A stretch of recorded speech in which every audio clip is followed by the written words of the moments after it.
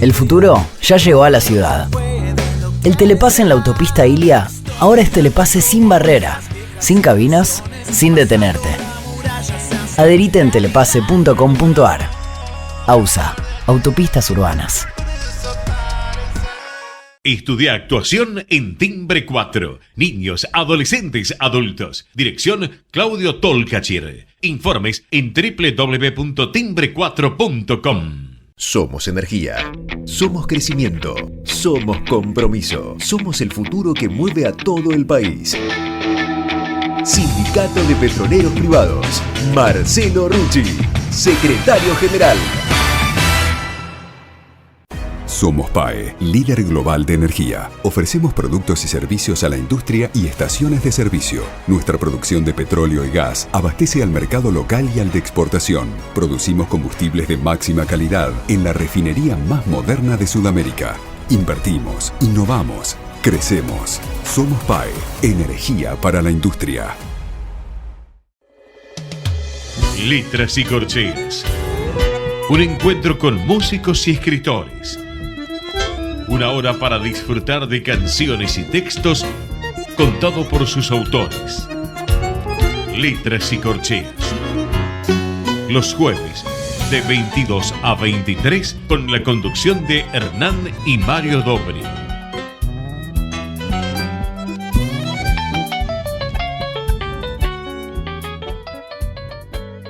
Buenas noches, bienvenidos a una nueva emisión de Letras y Corcheas. Hoy nos acompaña un poeta, escritor y educador español con una vastísima trayectoria y muchísimos libros publicados. No voy a ponerme a nombrar todo porque nos va a sacar medio programa solamente en enumerar títulos. Mario, ¿qué nos podés contar de nuestro invitado de hoy? Bueno, buenas noches. Puede la memoria ser fácil si lo recordable es complejo y arbitrario a la vez, de modo tal que el método de memorar con el transcurrir del tiempo se arrogó la persistencia del recuerdo. El método o la regla devino en la cadencia oral de lo melódico de la frase y la expresividad de la palabra como eje de las notas de ese primer hallazgo atemporal que devendría en el poema. Como regla mnemotécnica, pudo incorporar a poco de andar el sentimiento de aquellos que anhelaban la historia contada y la emotividad expresiva de su servidor, los rapsodas. El imaginario del lo narrable y el deseo imperioso de contar lo visto o transmitido por sus mayores fueron generando ese submundo que dimos en llamar la poética y sus derivativos de poesías y poetas. El caso es que la poética como método y contenido dentro de la retórica dio en ser el género mayor de las artes, como decir el arte de las artes. Aflora hoy en la poesía el complejo plano de sintetizar las vivencias múltiples de la introspección humana y el correlato vivencial y crítico de su entorno. Alejada del mundo visual, la palabra aún sigue conservando el don de conectar la emotividad secretamente profunda con el expresar directo y metafórico del vuelo de lo decible. Hoy en esta noche de Letras y Corcheas nos visita un escritor, poeta y crítico de profundo saber literario con el cual poder ahondar el sentido de su obra. Buenas noches, José Luis Morante. Es un placer contar contigo en nuestro programa. Buenas noches. Para mí también es un privilegio tener la oportunidad de dialogar sobre poesía, sobre arte y sobre música, que son esos vértices centrales en los que se debería sostener la sociedad contemporánea. A veces no es así, pero lo vamos a intentar. Es cierto, la imagen hoy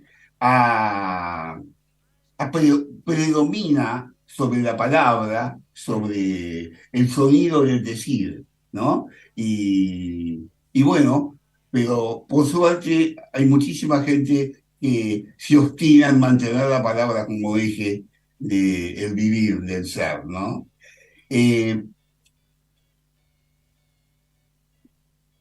Tu poesía, tu sentir poético, es parte de una acción racional o es parte de una imperiosidad, o sea, algo imperioso, que no podés dejar de hacerlo aún si quieras no hacerlo. Yo creo que cumplir años te deja que las certezas tengan erosiones, ¿no? Quizá cuando fuera más joven y me hubieran preguntado por cómo es el escritor, cómo es la poesía, si la poesía es un salto al vacío o la poesía es un elemento racional, no hubiera sabido qué decir, ¿no? Ahora tampoco, ¿no? Ahora tampoco, por fortuna. Pero yo desconfío mucho de las personas que no miran lo real y miran hacia el suelo, ¿no? A mí la palabra me ha parecido siempre un elemento para compartir y por tanto los poetas inspirados en una deidad interior quizás están un poco lejos de mi forma de concebir lo diario, ¿no? Eso no significa que el poeta sea un hombre prosaico que lo que hace es sumar palabras como el que suma un balance contable, ¿no? Pero es verdad que a mí sí que me gusta que junto a la inspiración esté el trabajo del poeta, esté la lectura, ¿no? Soy un poeta de lecturas, ¿no? Recuerdo siempre a Jorge Luis Borges, que ha tenido una importancia enorme en nuestra generación, ¿no? Que otros se jacten de los que han escrito, ¿no? Yo soy un lector. ¿Un lector de qué? Nombraste, ¿Un lector de qué? ¿Qué es lo que te gusta leer? ¿Y qué, es Yo lo que creo y que qué lectura es la que te inspira? sí, yo creo que hay dos elementos claves que a mí me resultan absolutamente imprescindibles en una biblioteca tan hermosa como la que tú tienes detrás, ¿no? Que es el ensayo, por un lado, que es el pensamiento, es la constatación del pensamiento, y la poesía. Yo creo que son los dos géneros en los que se basa mi formación cultural, ¿no?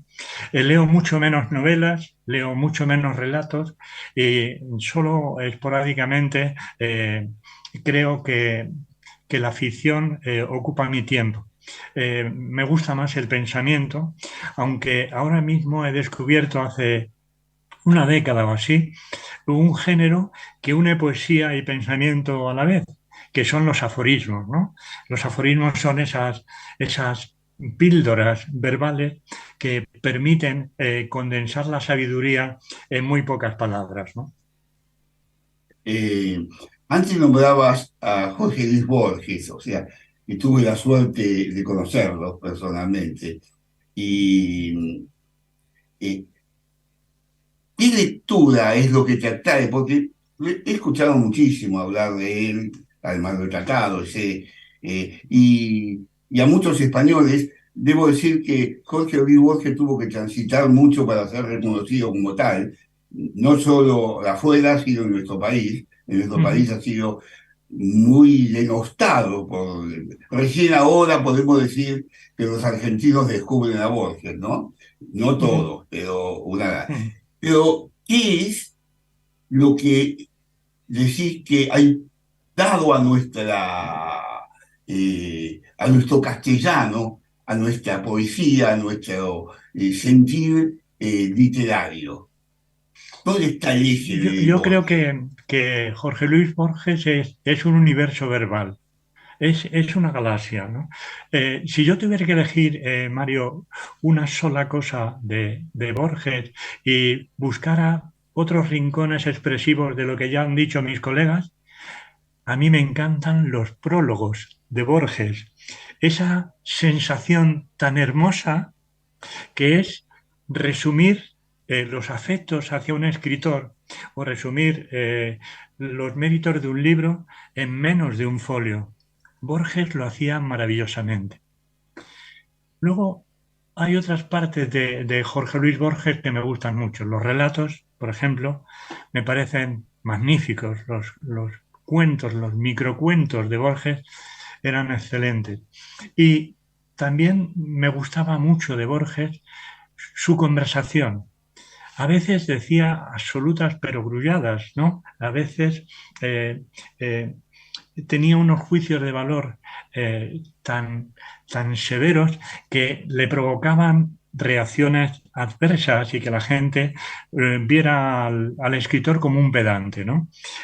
Por ejemplo, yo admiro profundamente a Antonio Machado, ¿no?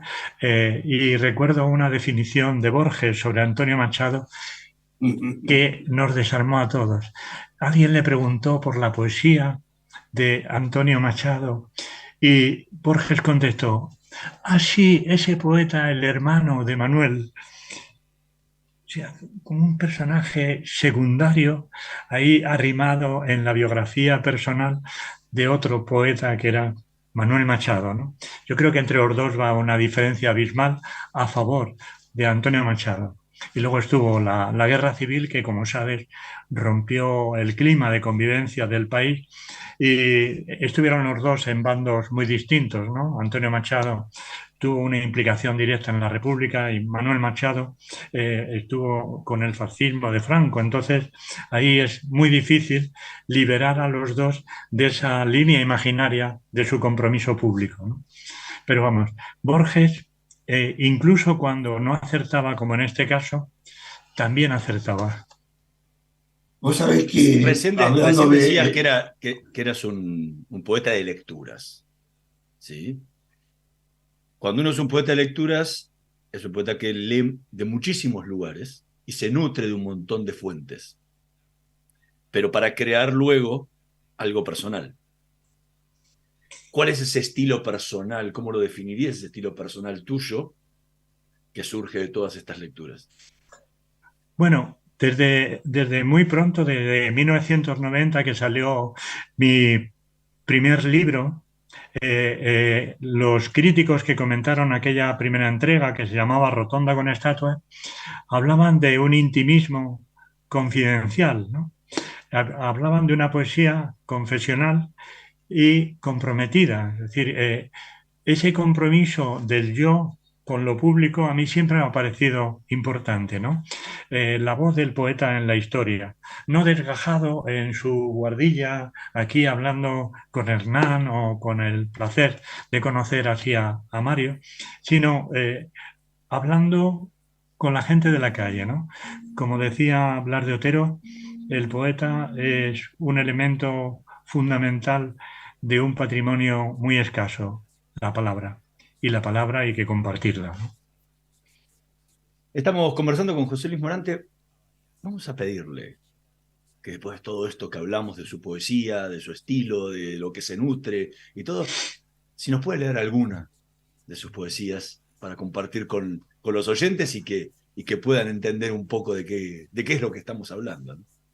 Pues será un placer y si me permites, Sí. brevísimamente explico un poco por qué he elegido este poema, ¿no? Okay. Se llama Heterónomos y siempre ha habido una verdadera lucha en la poesía por separar la biografía de la obra. Es decir, por separar el yo personaje del yo real, ¿no? Ahí están las máscaras de Ezra Pound, o están los heterónomos de Fernando Pessoa, o están los distintos personajes que cada uno de los escritores ha ido sembrando en las aceras de la calle, ¿no? A mí me parece que es un tema nunca resuelto, que nunca conocemos del todo a la identidad que nos habita y que somos siempre el yo y su sombra. Por eso he elegido este primer poema que pertenece y cierra mi primer libro.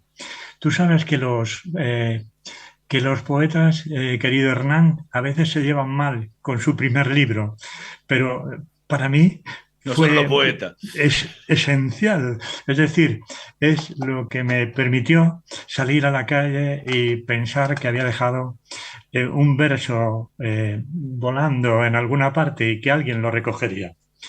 Heterónomos. Dentro de mí conviven, abocados a una inmensa rutina sedentaria, el yo que pienso y otro, el que parezco.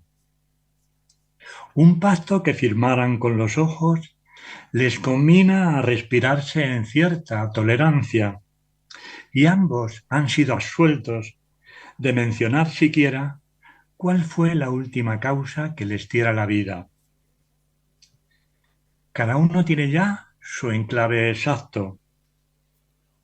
El yo que pienso habita día y noche en la intimidad de estas cuatro paredes. Es semejante a un niño que olvidara crecer y por lo mismo nada en el mar de una sabia ignorancia. ¿Acaso si el invierno es razón suficiente para explicar el cosmos? Y balbucea, ríe, se pierde en los espejos, gesticula, colecciona recuerdos como si fueran conchas que ha enterrado el olvido. A veces llora y viste el jersey gris de la melancolía. Entonces toma un folio donde inicia galope un sentimiento y se hace reo de una tristeza áspera hasta que traspapela la mirada y descubre cansado que fuera cae la lluvia y mojan su perfil unas livianas gotas de mi nube. El que parezco está en la calle de continuo. Todos le conocéis, pues con todos comparte ese pan y esta sal que bajo el brazo trae la vida. Las cotidianas dosis de angustia existencial, trabajo y ruido. Con él tropiezo una tarde cualquiera, al doblar una esquina, y tras justificarme torpemente, hay una puerta abierta y me aburría, me despido gozoso y luego marcho, el paso lento, sepultadas las manos en los amplios bolsillos del vaquero, a ver sin más el mundo por mis ojos. Mientras leías, repasaba tus palabras y me hacía recordar cuando estudiaba física, estaba en la facultad, y uno mira el afuera, y de afuera se ve, pero uno después recapacita internamente qué es lo que veo, y quiere meterse atrás de todo eso para descubrir eso que no se ve y que se muestra. Y así sentí que éramos nosotros, como decías vos, el que se muestra y el que internamente elabora el pensamiento de lo que es, ese universo que uno desconoce, que es el ser propio, y el que es más difícil y que tarda toda una vida en conocerse. Excelente lectura, querido Mario. Comparto plenamente esa filosofía que acabas de enunciar. Yo creo que la gran lucha del ser humano, la gran lucha del poeta, es ser coherente consigo mismo. Hay un momento en la vida del poeta que tiene cierta necesidad de reconocimiento público, ¿no?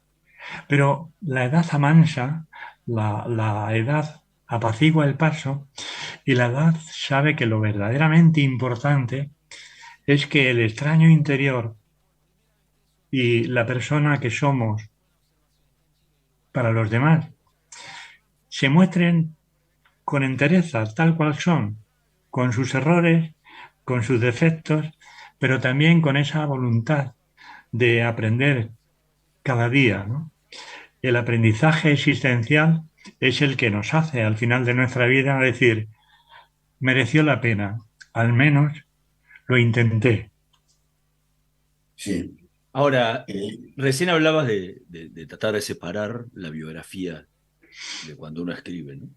Y Borges justamente decía lo contrario, de que uno escribe con su biografía, uno escribe con sus vivencias, con lo que siente y con lo que le pasa, ¿no?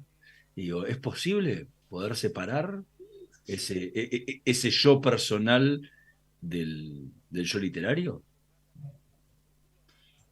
Yo creo que la verdadera dimensión del yo personal se busca y es una de las razones esenciales, querido Hernán, para la escritura.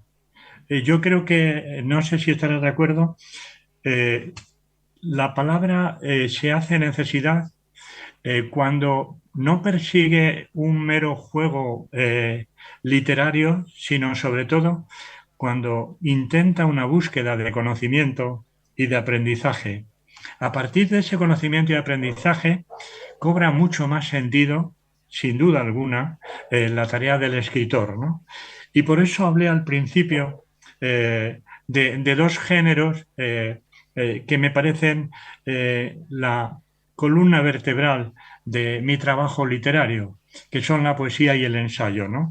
No dejo fuera a otro tipo de literatura, ¿no? Sino sencillamente que a mí me parece más necesaria para esa labor de autoconocimiento la literatura que está detrás del poema o la literatura que aspira a entender las razones de causas y efectos que mueven las cosas. José Luis, hablando, estoy llevando a Borges como un punto, no por Borges, sino porque la conversación nos llevó a eso. ¿Te ha gustado de Borges los prólogos de Borges? Y estoy en total acuerdo contigo. Me hace recordar ahora el prólogo de un libro bellísimo en donde él escribe su propio libro. Todos los libros de él tienen prólogos de él, ¿no?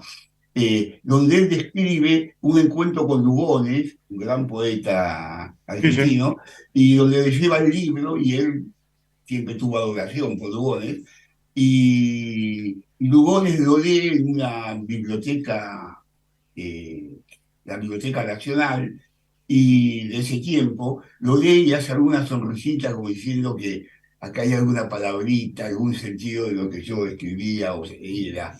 Y luego vuelve a la realidad y dice, la biblioteca ya no está más en ese lugar, no estaba ya más en ese lugar, está lo otro muy lejano, y Lugones había muerto ya hacía más de 10 años. O sea que este cuento fue una fantasía. Pero ¿quién dirá que acá en el infinito de las cosas ambos hechos no hayan sucedido realmente y los percibe como tal?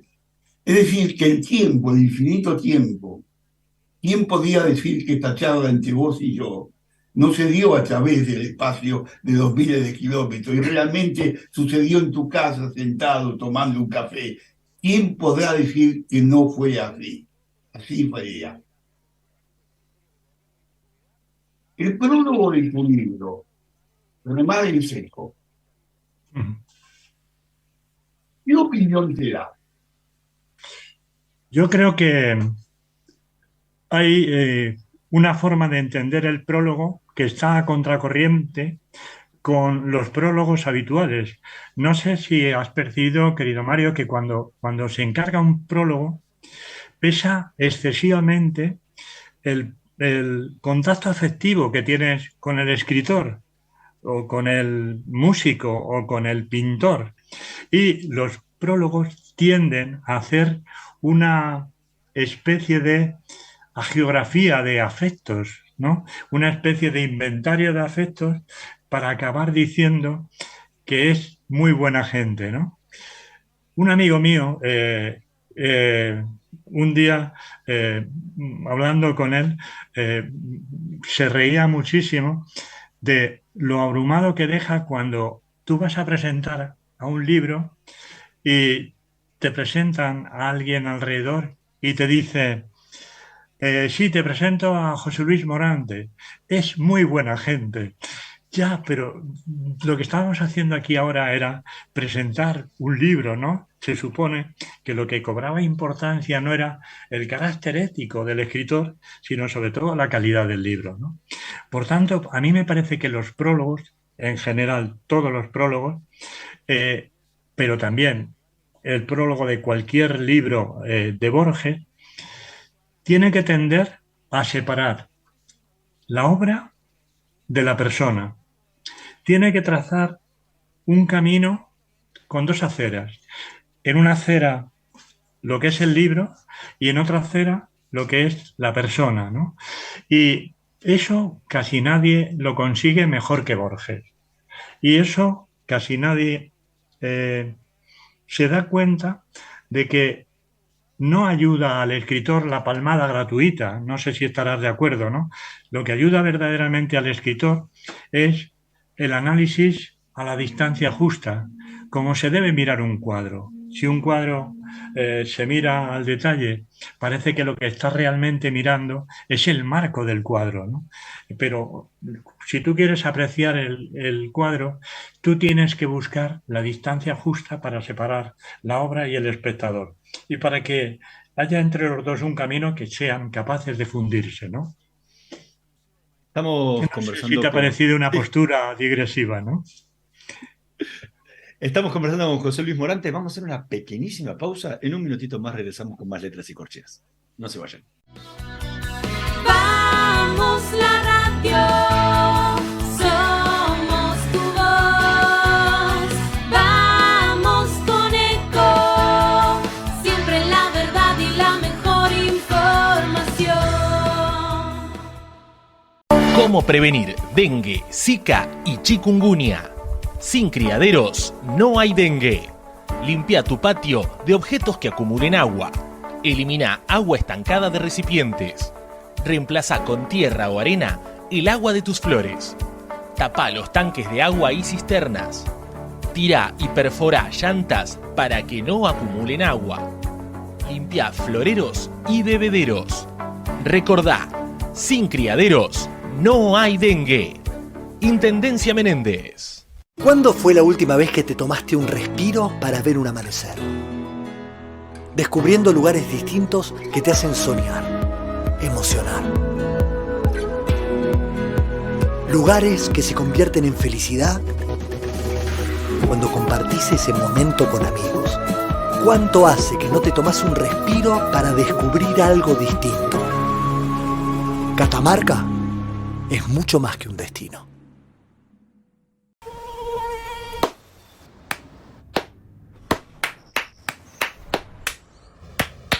No aplaudamos al mosquito, combatámoslo en serio. Para combatir el dengue, el zika y el chikungunya, evitemos que los mosquitos piquen y se reproduzcan. Usemos repelentes, coloquemos tules en la cuna de los bebés y demos vuelta a contenedores para que no se acumule el agua. Si tenés fiebre alta, dolor de cabeza y dolor muscular, no te automediques y acudí al médico. Encontrá más información en argentina.gov.ar. Argentina Unida, Ministerio de Salud, Argentina Presidencia. Informate en ecomedios.com. Seguinos en Twitter, @ecomedios1220. Letras y Corcheas. Una hora para disfrutar de canciones y textos contados por sus autores. Con la conducción de Hernán y Mario Dobri.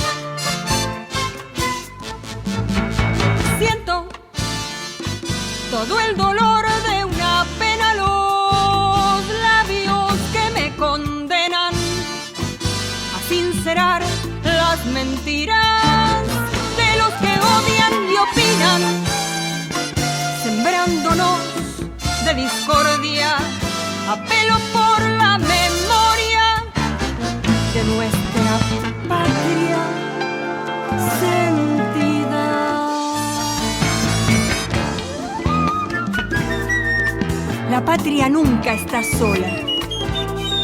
La patria no está dormida. La patria nace por dentro y sufre por quien la olvida. La patria es símbolo ardiente de lo que dan nuestras vidas.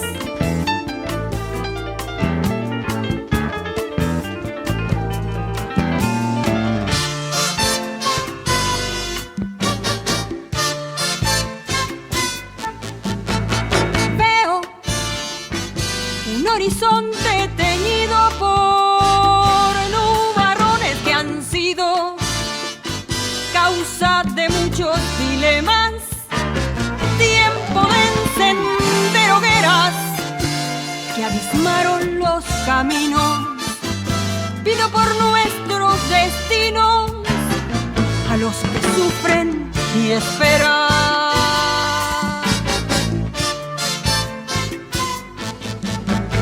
Llevo mi voz al viento encendida, voz, voz, voz que me nace en la herida de un sentimiento quebrado por los tantos postergados que habitan en este suelo.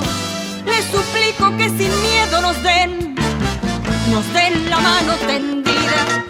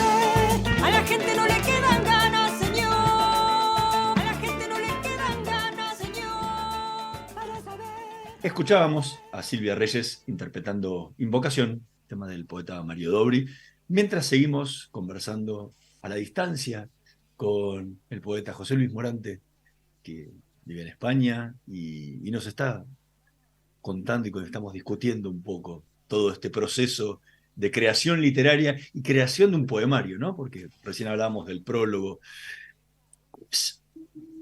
El proceso más allá del prólogo, sino a la hora de tener que escoger esos poemas que van a formar parte de ese poemario y que le va a dar una identidad completa a ese libro. Porque uno a veces escribe, no sé, decenas de poemas, pero caóticamente, o a no ser que trabaje para un tema determinado, ¿no? Entonces escribe sobre uno, pero cuando hay que agruparlo, uno le tiene que dar una entidad. Digo, ¿cómo es ese trabajo tuyo a la hora del armado de ese poemario?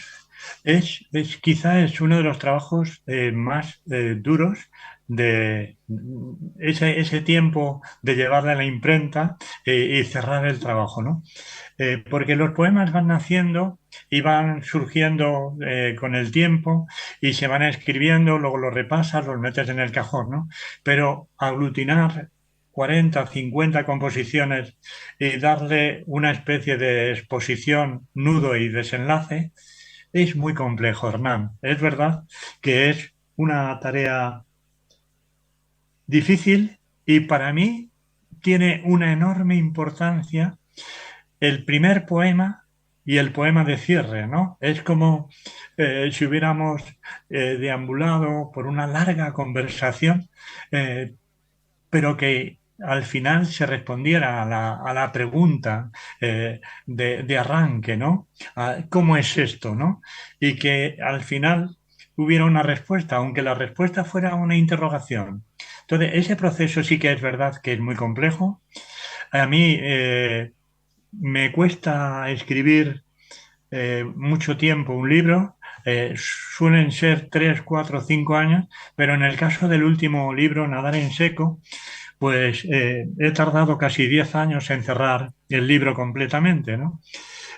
No porque yo tuviera una inutilidad manifiesta para cerrar el libro, sino porque en ese tiempo han convivido otras parcelas de lo literario como la crítica o como las revistas o las colaboraciones en prensa que son muy áridas y que además necesitan mucho tiempo, ¿no? Pero sí, es verdad que montar, si se me permite esa expresión tan racional, montar un libro en su justa dimensión es un trabajo de enjundia y es un trabajo que necesita músculos y huesos verbales, ¿no?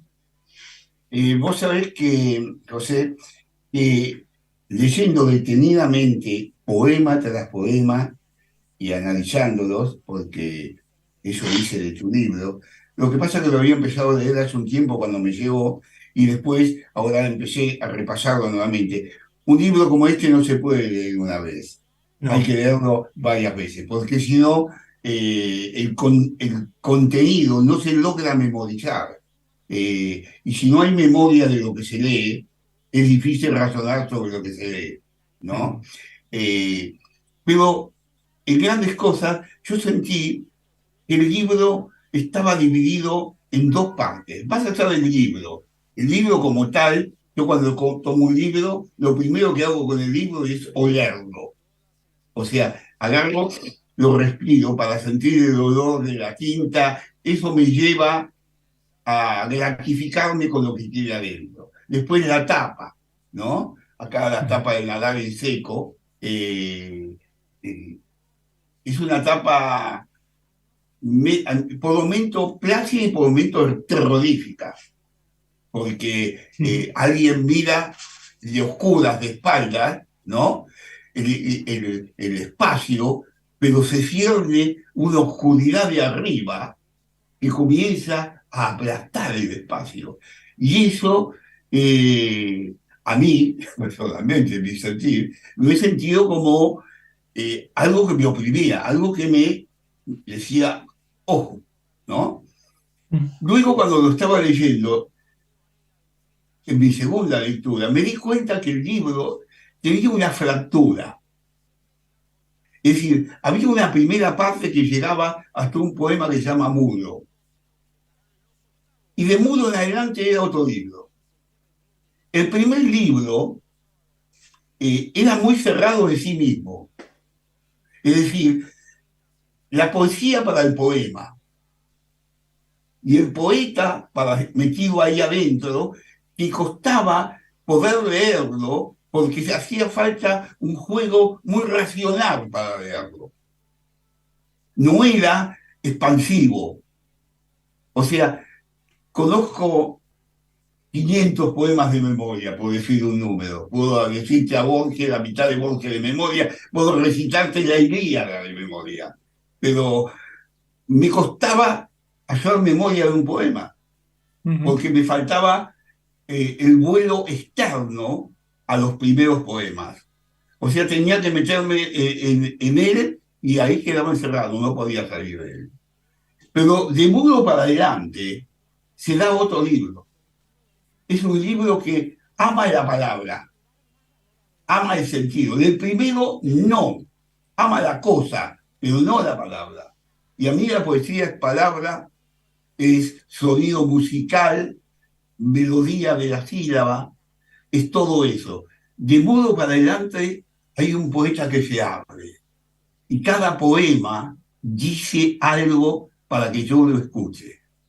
Lo dice con Homero, con el final, con ese hermoso poema que es Mientras sueño la música, que es donde hay un acercamiento a una melodía de un tema muy conocido. Sí, Todo Nothing me Else llevó. Matters, Metallica, Sí, sí. sí. Y ¿Por qué fue eso? O A lo que ver, yo sentí. sí. eh, Rara vez coincide la lectura de un lector anónimo cualquiera con la del propio escritor, ¿no? Date cuenta, querido amigo, que yo llevo conviviendo con ese libro 10 años, ¿no? Entonces, 10 años de matrimonio literario es mucha convivencia, ¿no? Es mucha convivencia incluso para una pareja como la literatura y yo, que llevamos 35 años de casamiento en casa, ¿no? Casamiento en el hogar. Yo creo que puedes tener una lectura diferente al poemario a la que yo tengo, ¿no? Y que también me ha pasado con mis hijas. Antes, al empezar el programa, te comentaba un poco cómo es mi vida personal. En estos últimos 2 años yo he sido abuelo y al ser abuelo dediqué el libro a Asier, a mi primer nieto, ¿no? Entonces, cuando mi hija Irene, si me permites la confidencia, leyó el libro, se quedó un poco decepcionada porque le vio un libro triste y al haberle dedicado el libro a Asier, pensaba que iba a ser un libro celebratorio, ¿no? Pero yo nunca quise hacer un libro triste. En cuanto a la portada, sí que es muy importante reseñarlo porque también lo hemos comentado. La portada se hizo en Puerto Rico y Isla Negra, como editorial, tiene una connotación editorial muy clara y es que siempre que publica un libro, la cubierta la hace un artista diferente. Y es misión del editor, del poeta Carlos Roberto Gómez Veras, el editor de Isla Negra, es misión de él buscar un artista que encaje con un poeta, ¿no? En tu caso lo haces fácil, pero seguramente no es tan fácil, ¿no? Interpretar un libro desde el punto visual de un cuadro no es nada fácil. Sí, es verdad que esa imagen del libro, esa cubierta del libro que tiene un cierto misterio de desolación, refleja bien lo que es la historia de nadar en seco. El título del libro es tremendamente explícito. Vivimos tiempos complejos, todo está cambiando de una manera atroz y es importante adoptar la actitud del superviviente, acostumbrarse también a nadar en seco. Ese es el sentido de la portada. Un espectador que mira fuera y que necesita buscar soluciones para seguir ahí. No sé si queda clara la idea del libro, ¿no? En Totalmente. cuanto a...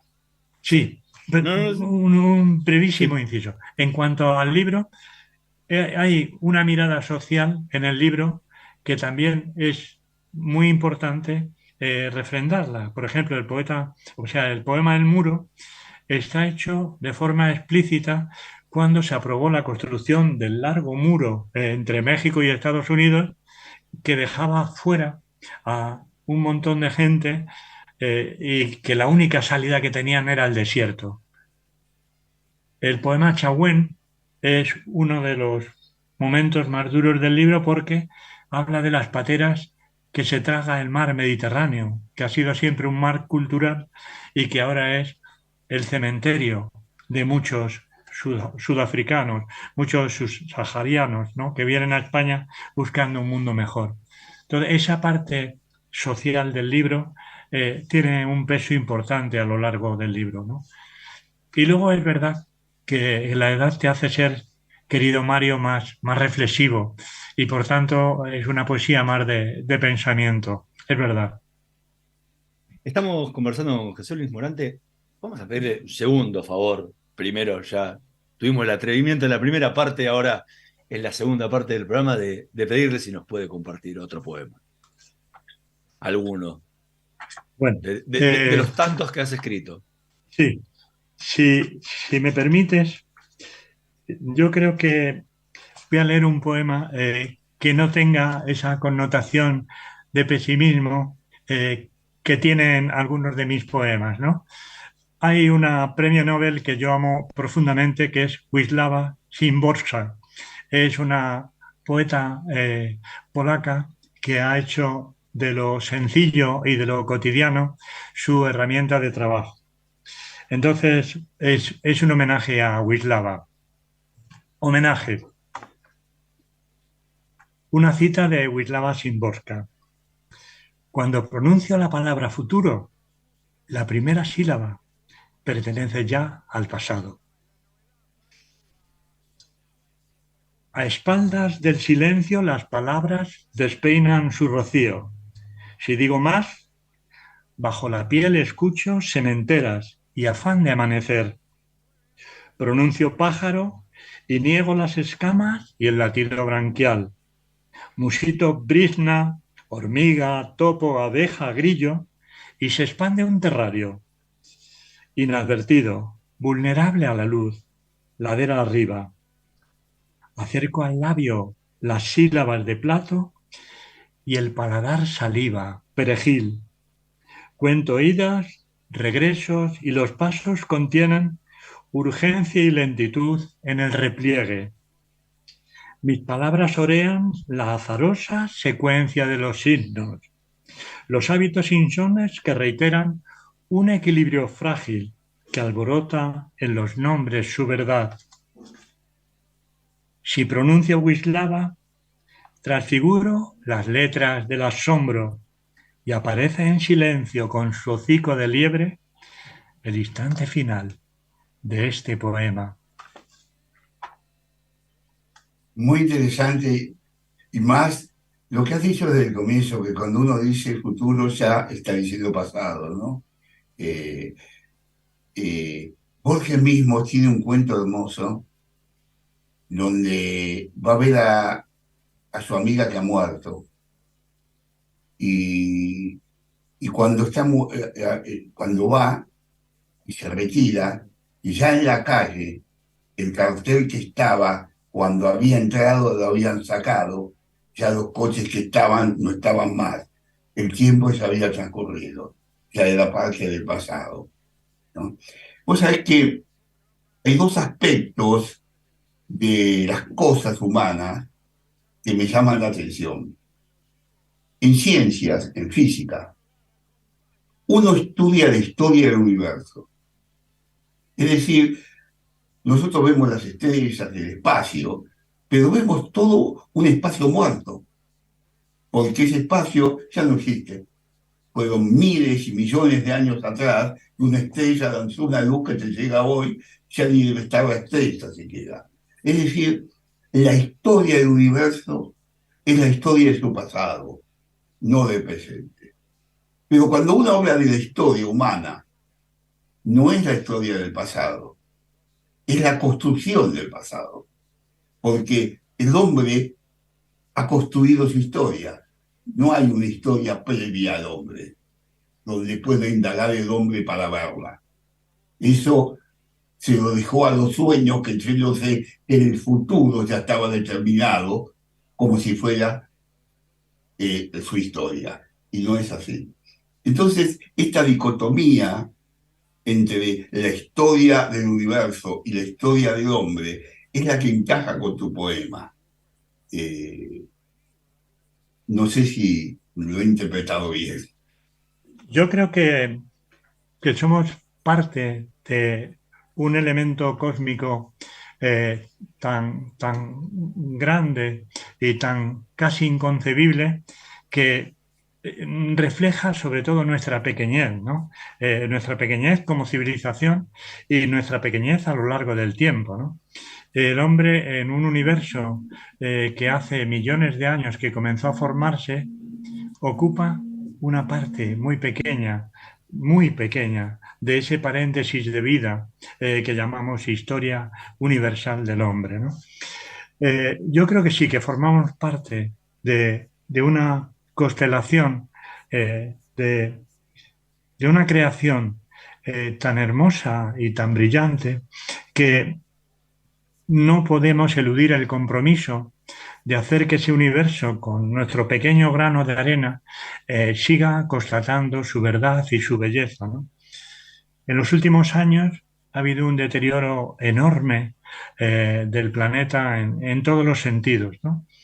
No sé cómo estará ahora el clima de Argentina, pero en España el clima ya no es lo que era, ¿no? Ya no hay unas estaciones de primavera, verano, otoño, invierno, frío en el norte y temperatura mediterránea en el sur.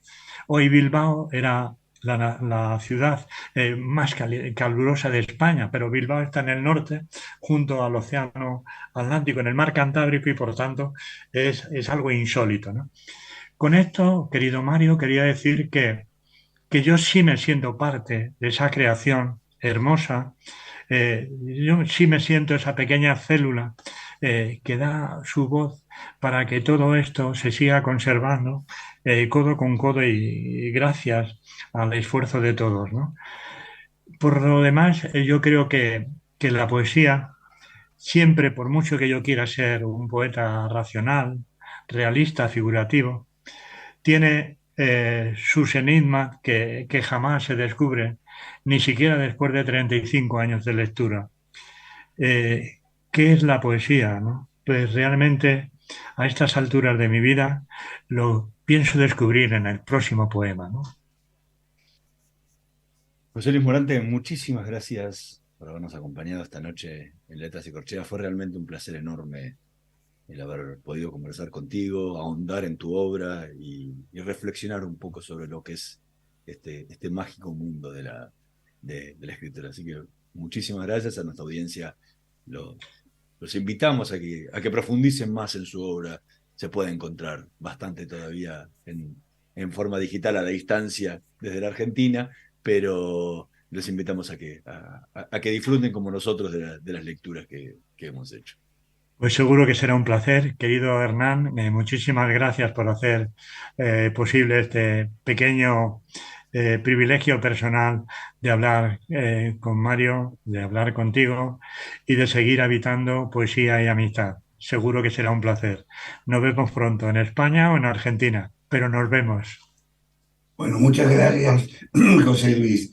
Desde que te tuve a mi vida, me ha resultado mi amigo. O sea, me ha apropiado de la amistad sin que supiese y sin que lo intentase. Fue así, ¿no? Como esas cosas de amores a primera vista, ¿no? Pues será un placer y seguro que los dos estaremos conspirando con esa apropiación para que sea más fuerte y que crea una buena raíz. Muchas gracias, Mario. Ha sido un verdadero placer. Nosotros nos vamos a reencontrar la próxima semana en una nueva emisión de Letras y Corcheas. En la operación técnica, Javier Martínez y Gerardo Subirana. Nos vemos la próxima semana. Chao. Gracias. Gracias. Estoy parado sobre la muralla. El futuro ya llegó a la ciudad. El telepase en la autopista Ilia ahora es telepase sin barrera, sin cabinas, sin detenerte. Adherite en telepase.com.ar. AUSA, Autopistas Urbanas. Estudia actuación en Timbre 4. Niños, adolescentes, adultos. Dirección Claudio Tolcachir. Informes en www.timbre4.com. La energía que mueve al país nace del esfuerzo y compromiso de los miles de hombres y mujeres que con coraje ponen el cuerpo a una industria que no para de crecer. Con el compromiso que nos caracteriza, acompañamos a nuestros 26.000 afiliados y a sus familias con servicios e infraestructura de punta. Por eso, construimos clínicas, consultorios, farmacias y centros recreativos en toda la región. Marcelo Rucci, secretario general del Sindicato de Petroleros Privados. Energía que se siente.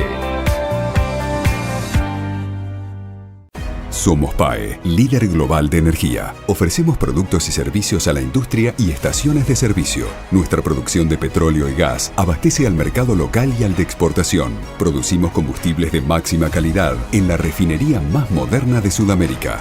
Invertimos, innovamos, crecemos. Somos PAE, energía para la industria.